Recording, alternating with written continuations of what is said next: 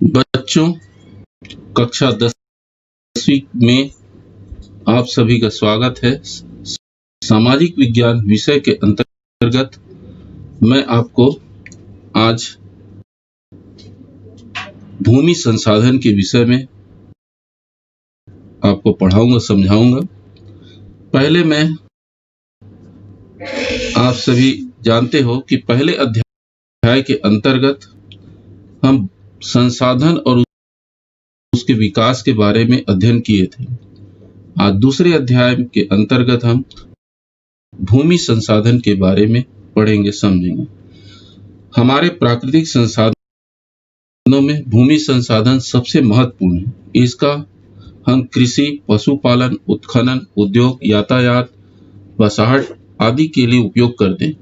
भूमि किसकी है, उसका उपयोग उचित, न्यायसंगत और उसको हम हानि और हाथ से कैसे, इस पर हमें गहरे चिंतन और समझ बनाने की जरूरत है। तो आइए हम इसके भूमि अंतर्गत उपयोग किया जाता है। खेती की है, अन्य भाग पर शहर बसे हैं या कारखाने लगे हैं, या फिर किसी देश या प्रदेश के रहता है। हम निम्नांकित चित्र में हम देखेंगे।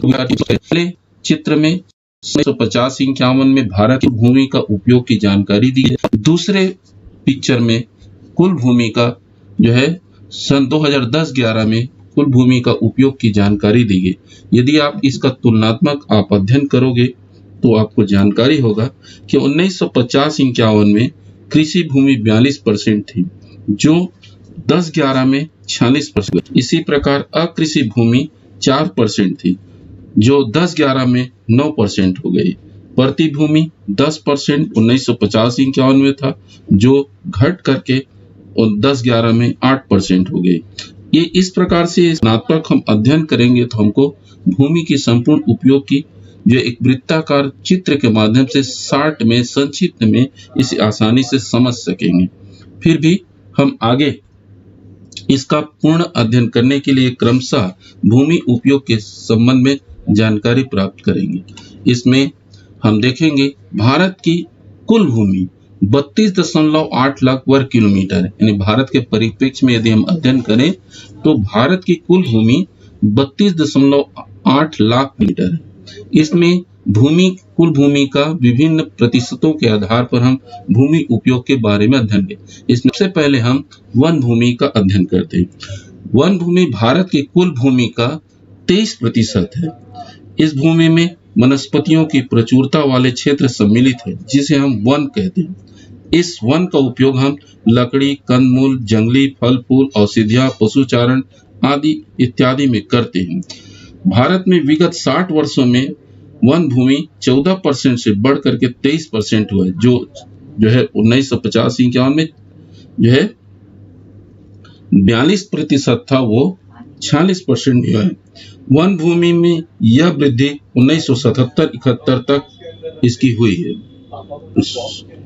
तो इस प्रकार से वन भूमि जो आपका 1950-51 में 14% था और ये बढ़ करके 2010-11 में ये 23%, ये कुल भूमि में ये वृद्धि निरंतर हुई है। हमें यह याद रखना होगा कि वन भूमि से आशय वह भूमि जिसका उपयोग हम वनों के रूप में करते हैं। यह जरूरी नहीं कि इस पूरी भूमि पर वन हो। उदाहरण के लिए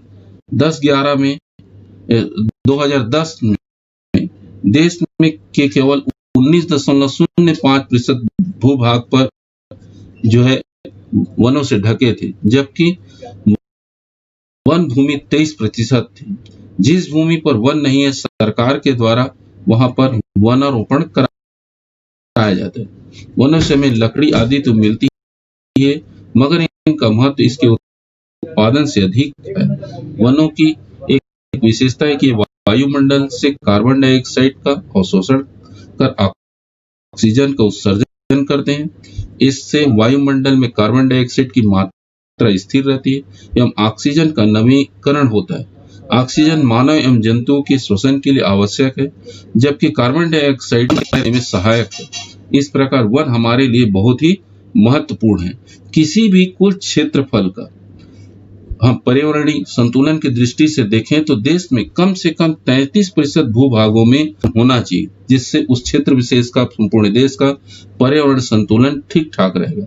लेकिन हमारे देश में यह मात्र 23%, 10% की इसमें कमी, इसे हमें निरंतर बढ़ाने की आवश्यकता है। भारत के कई राज्यों में उनके कुल भूमि के, राज्यों के कुल भूमि का वनों का प्रतिशत अच्छा है, ज्यादा है, जिसमें छत्तीसगढ़ सबसे श्रेष्ठ माना जाता है।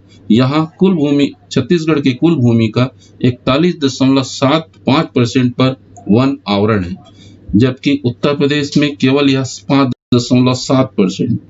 इसी प्रकार ओडिशा में देखें तो 31.36%। उत्तर पूर्व के राज्य से जैसे नागालैंड, मणिपुर, मिजोरम, मेघालय आदि में सबसे अधिक वनों का आवरण देखने को मिलता है। यहाँ लगभग उनके राज्यों की कुल भूमि का 70 से 83% भूभाग वन आच्छादित है, अर्थात वो क्षेत्र पर्यावरणीय संतुलन की दृष्टि से बहुत श्रेष्ठ माने जाते हैं। कुल भूमि के उपयोग में दूसरा प्रमुख आता है उपवन भूमि। यह भारत की कुल भूमि का जो 32.8 लाख वर्ग किलोमीटर कुल भूमि है, उसका केवल 1% भाग उपवन भूमि के रूप में आता है। तो उपवन भूमि में ऐसे वर्ग सम्मिलित किए जाते हैं जहां पर बाग बगीचे लगे होते हैं, अथवा यह अनेक प्रकार से ऐसी पेड़ों वाली भूमि होती है जिनसे फल आदि प्राप्त होते हैं। भारत में पिछले 60 वर्षों में बगीचों के पेड़ों को काटकर इस भूमि को कृषि एवं अन्य उपयोग में लाया गया। इस कारण विगत 60 वर्षों में यह 7% से कम होकर के मात्र 1% रह गई। नेक्स्ट आता है तीसरा, कृषि भूमि।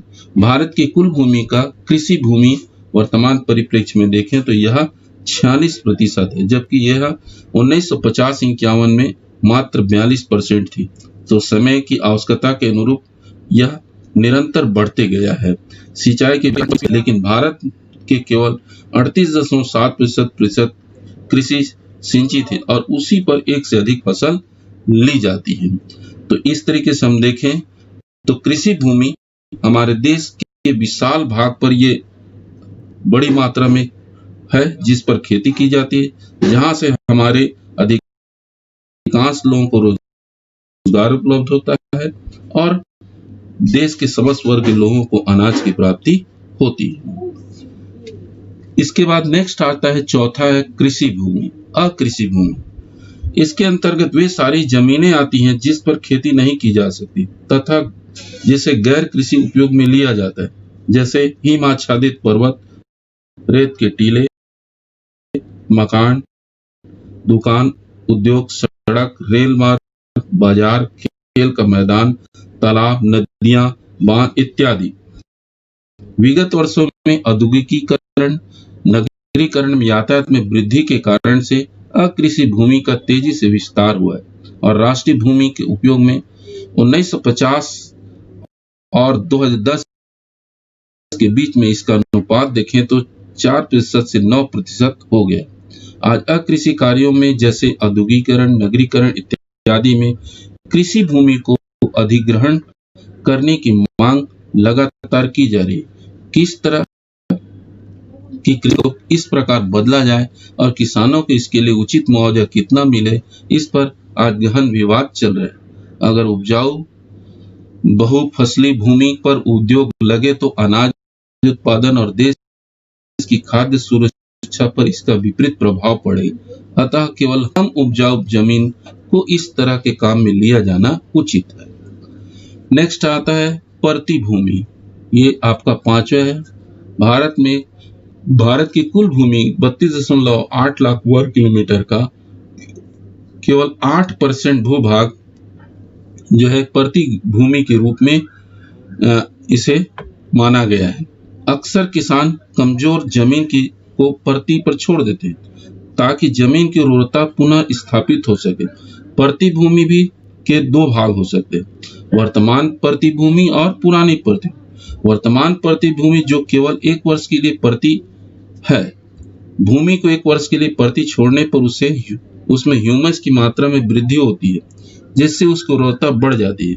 पुरानी प्रतिभूमि जो एक से अधिक वर्षों के लिए छोड़ी जाती है प्रतिभूमि कहलाती है।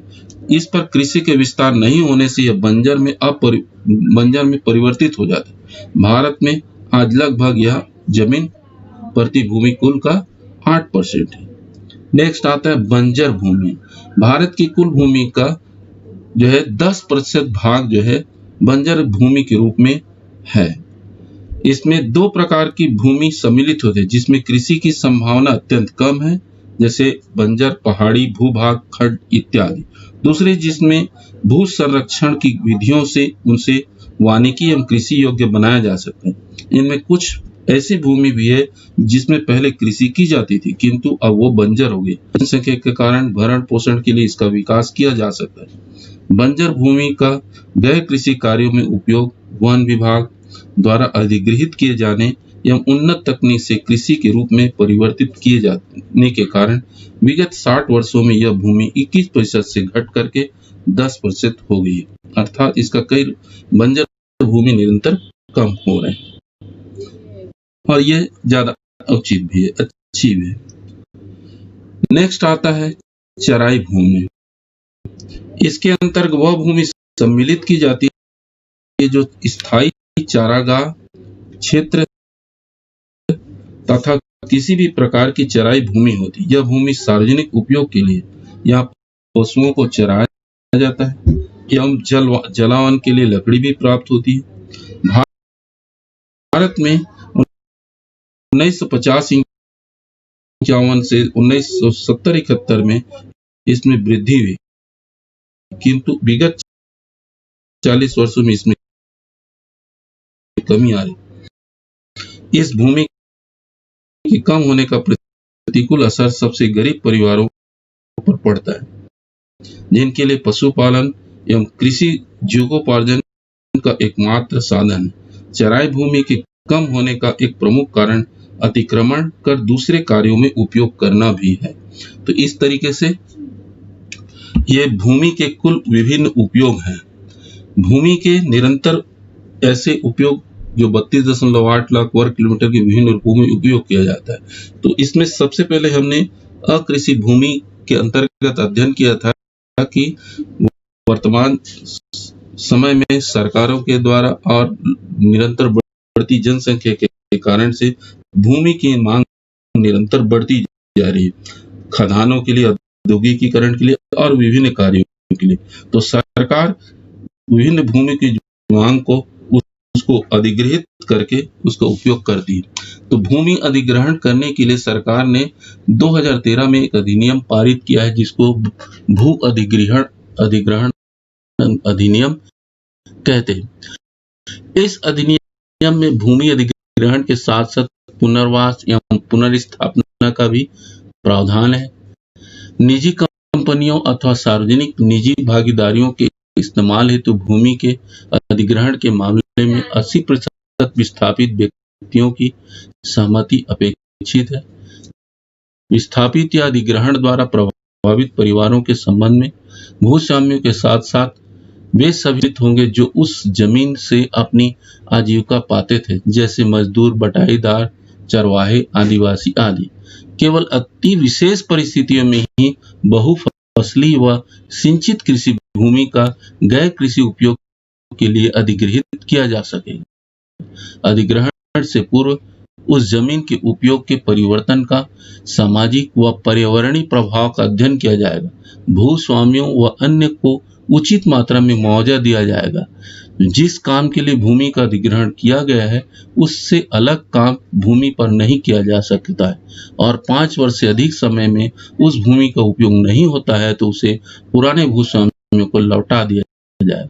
सरकार की पूर्व अनुमति के बिना अधिग्रहण भूमि के स्वामित्व में कोई परिवर्तन नहीं होता है। तो इस प्रकार से इन अधिनियम भू अधिग्रहण के अधिनियम सड़क बनाने, बांध बनाने, खदान खोदने और अन्य कई कार्यों के लिए करता है।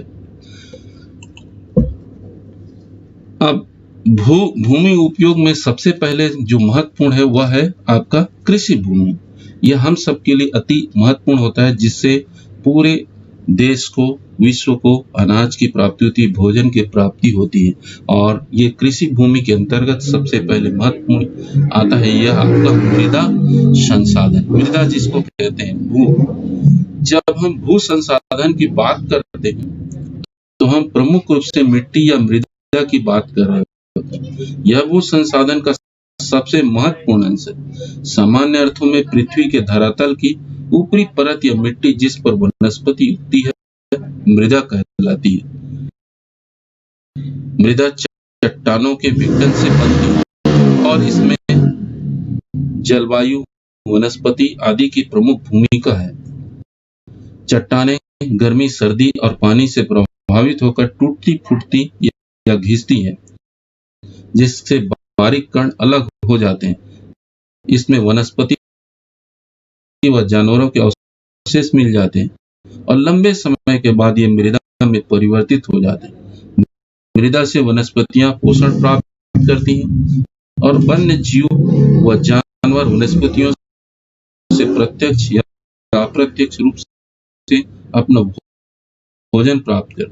मृदा न केवल जीवधारियों को भोजन उपलब्ध कराती है बल्कि इसका उपयोग ईंट, बर्तन, खिलौने, मूर्ति, कपड़ा आदि निर्माण में भी किया जाता है।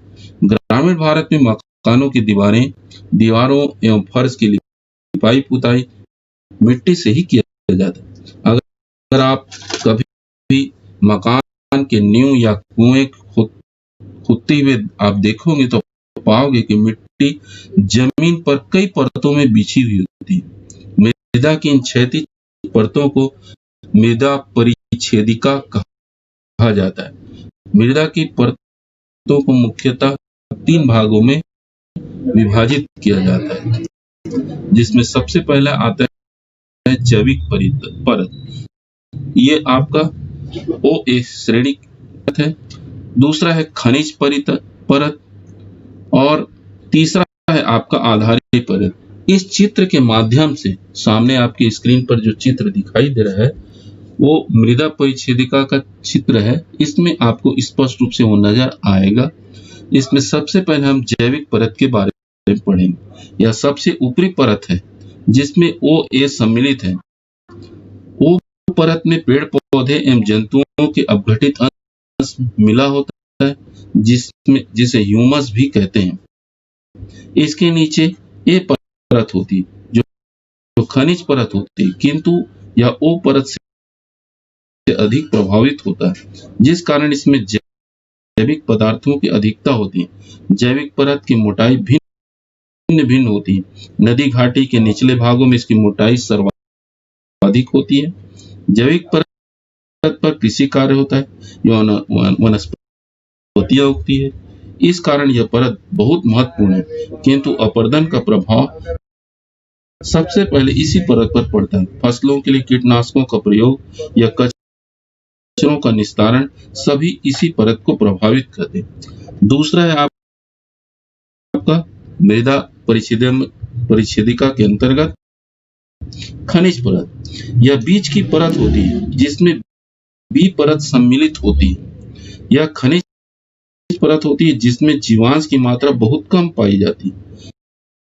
जैविक परत की तुलना में इसके कण मोटे होते हैं। इस परत तक उन पौधों की जड़ें पहुंचती है जिनकी जड़ें काफी गहराई तक जाती हैं। उदाहरण के स्वरूप टमाटर के पौधे की जड़ जैविक परत तक सीमित रहती है, जबकि आम के पेड़ की जड़ खनिज परत तक पहुंच जाती है। तीसरा है आधारित परत। यह सबसे निचली परत होती है जिसमें C और R सम्मिलित होते हैं, जिसमें R आधारित चट्टानें होती हैं जिसके विखंडन से C परत का निर्माण होता है। तो इस प्रकार से यह मृदा परिच्छेदिका है, मृदा संसाधन होता है जिसका विशेष महत्व। बच्चों अभी हमने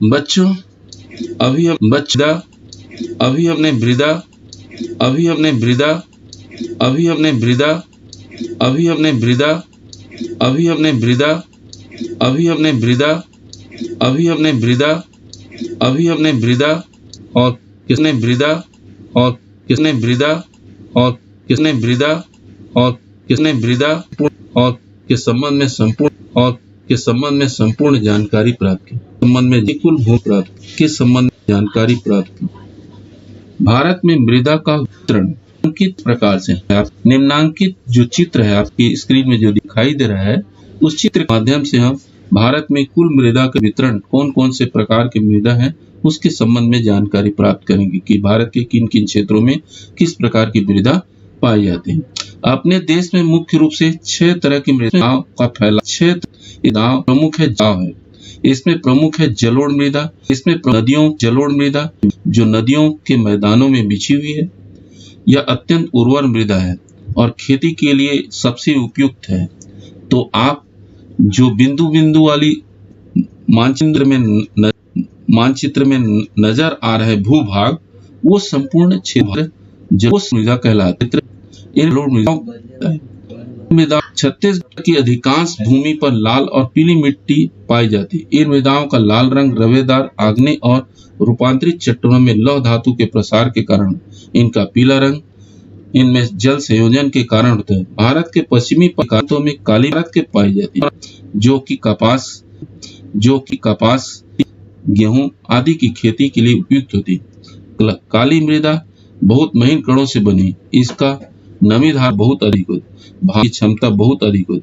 भार के अधिक वर्षा वाले भूभागों में लेटराइट मिट्टी पाई जाती है।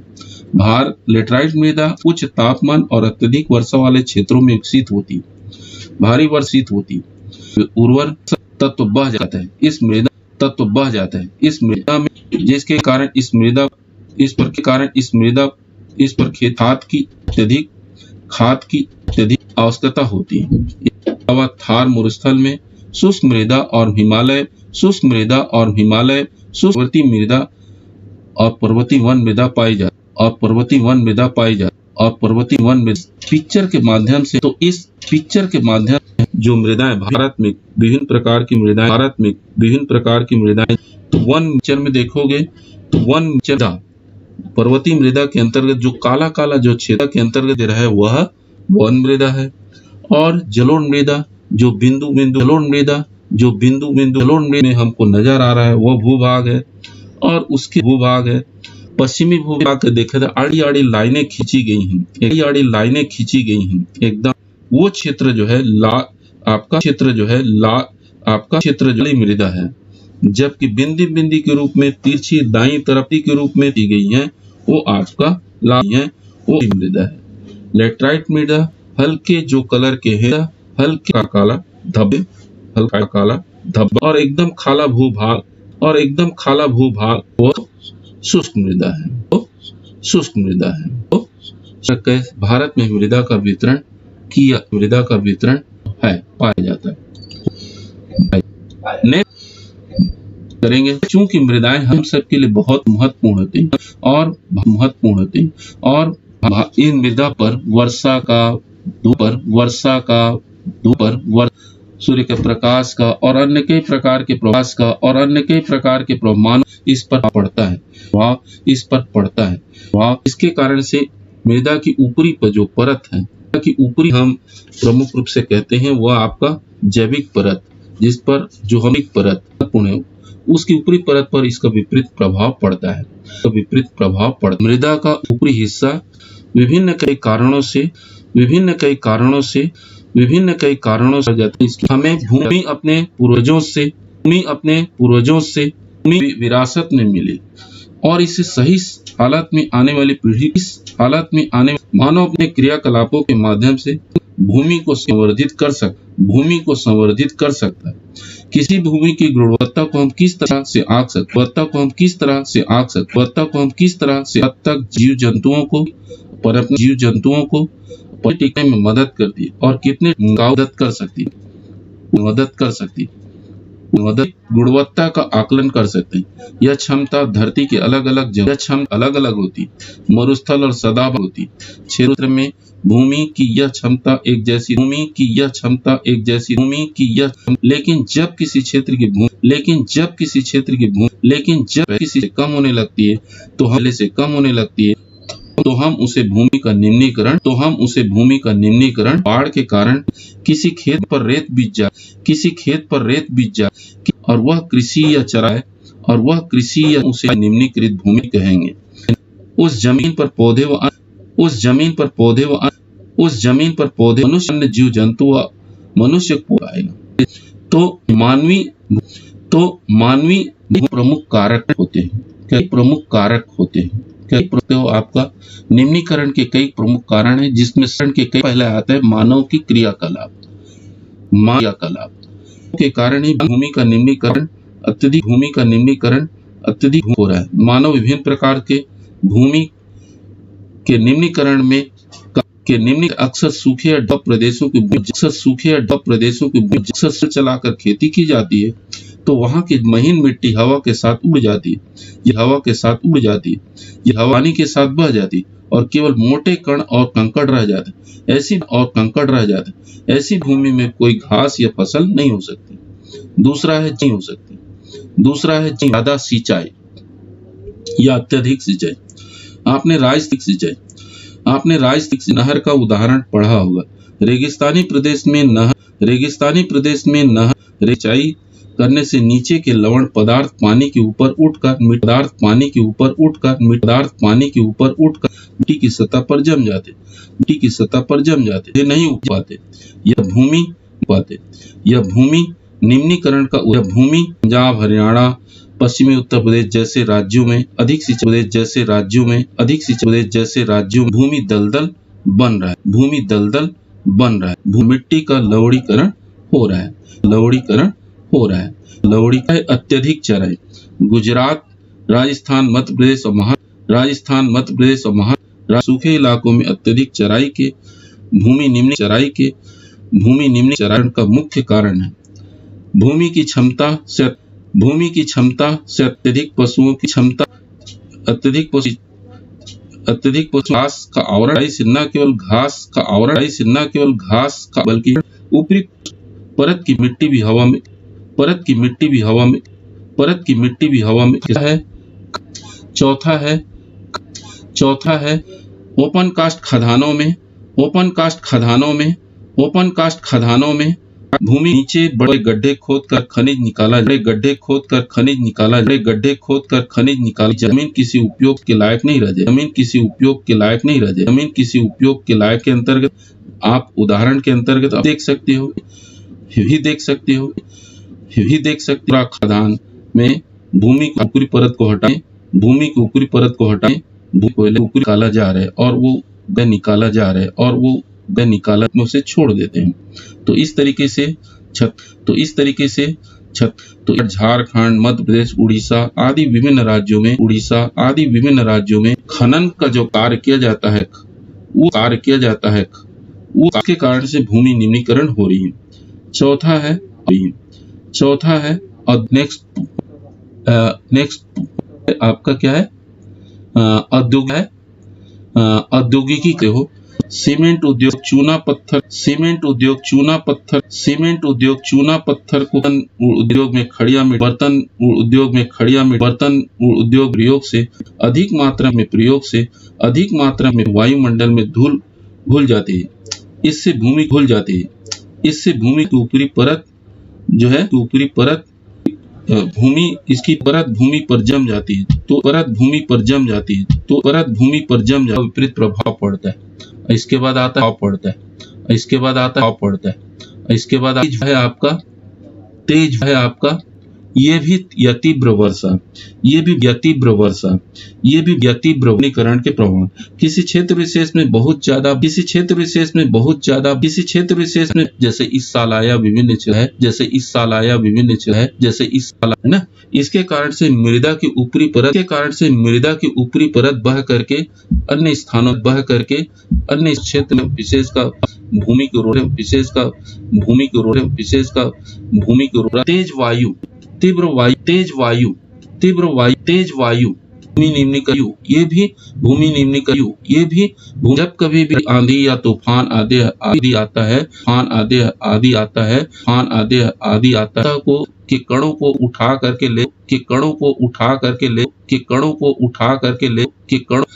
कहीं दूसरे क्षेत्र में छोड़ जाए निम्नीकरण से भी भूमि का निम्नीकरण इस प्रकार से तो इस प्रकार से ये भूमि निम्नीकरण है कि भारत में लगभग 13 से 19 करोड़ हेक्टेयर भूमि निम्नीकृत है। इससे लगभग 28% भूमि निम्नीकृत वनों के अंतर्गत 56% क्षेत्र जल अपर्दित है और शेष क्षेत्र लवणी और क्षारी है। छत्तीसगढ़ में लगभग 47 लाख भूमि, राज्य की कुल हेक्टेयर भूमि जो है निम्नीकरण से प्रभावित है। तो से भूमि के निम्नीकरण से कई बहुत सारे नुकसान होते हैं। इसे हमें रोकने की आवश्यकता है। तो इसमें सबसे पहले बताया कि निम्नीकरण रोकने कौन से, तो जो भूमि के विभिन्न कारक हैं, उन कारकों पर थोड़ा नियंत्रण करना चाहिए। जैसे अति सिंचाई करनी चाहिए और इसकी खुदाई है उसको देख ताक के औद्योगिकीकरण करना चाहिए। औद्योगिकीकरण नियंत्रण करने की आवश्यकता है। यह मंत्रणों के द्वारा किए जाने वाले क्रियाकलाप से पसराई और अन्य कई प्रकार की उनको रोकने की आवश्यकता है। तो भूमि की निम्नीकरण हमें बाढ़ पर नियंत्रण करना होगा। आवश्यकता रूप सिंचाई करनी, नियंत्रित चराई करके निम्नीकरण के प्रभाव को रोक सकते। नेक्स्ट बिंदु आता है भूमि प्रबंधन संसाधन है। किंतु जनसंख्या निरंतर बढ़ रही है और हमारी आवश्यकताएं भी बढ़ रही है। हमारी जीवन शैली भी बदल रही है। आदि हो रहा है। आवश्यक है कि हम भूमि का प्रबंधन कर उचित तरीके से उपयोग के लिए निम्नलिखित तरीकों को अपनाया जा सकता है, जिसमें सबसे पहले गांवों का बेतरतीब ढंग से कृषि भूमि का अतिक्रमण हो रहा है, जबकि नगरों के बीच उपलब्ध होते हैं। यदि नगरों में गांवों का नियोजित समाधान हो सकता है। दूसरा है बंजर भूमि का है। बंजर भूमि को उपयोग दो तरीके से किया जाए। कृषि कार्य किया जा सकता है, जैसे उद्योग आवासीय उद्योग, और दूसरा इसका विकास का, और दूसरा चराई अथवा कृषि, इसे चराई अथवा इससे एक तो कृषि भूमि का विस्तार, भूमि का भी उपयोग होगा। प्रति भूमि खास करके जो एक वर्ष से अधिक समय के लिए कृषि बागवानी आदि के लिए में वृद्धि होगी। वन संरक्षण, वन रोपण। वन एक ऐसा संसाधन है जिसका दीर्घकाल में नवीकरण किया जा सकता है, अतः इसका उपयोग किया जाना बेहतर होगा। उतनी मात्रा में काटी वृक्षों का जितना लगाना संभव हो।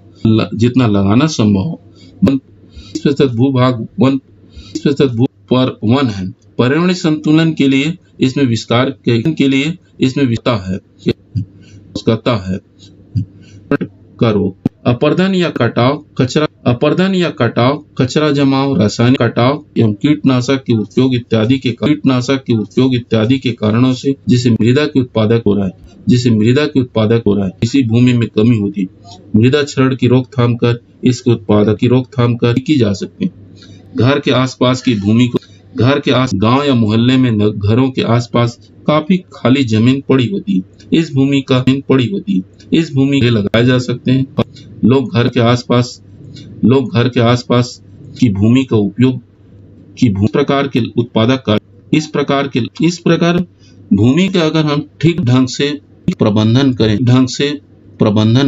हो सकता है, और यह संसाधन हमारे लिए जो आने वाले पीढ़ियों के लिए भी महत्वपूर्ण होगा, उनको हम दे जो आज जो और उसके प्रबंधन और अन्य विषयों पर संक्षिप्त जानकारी आपको सबको ये बातें समझ में आ गई होंगी। और मेरे इस वीडियो को, ऑडियो को ध्यान से सुनो, और एक बार में नहीं, 2 बार नहीं, 3 बार, बार कर समझने की कोशिश कर, और बार जो प्रश्न है, अब आज प्रश्नों को उत्तर देने का प्रयास करना, में नोट करना, और जब कभी विद्यालय खुलता है तो मुझसे चेक करा लेना।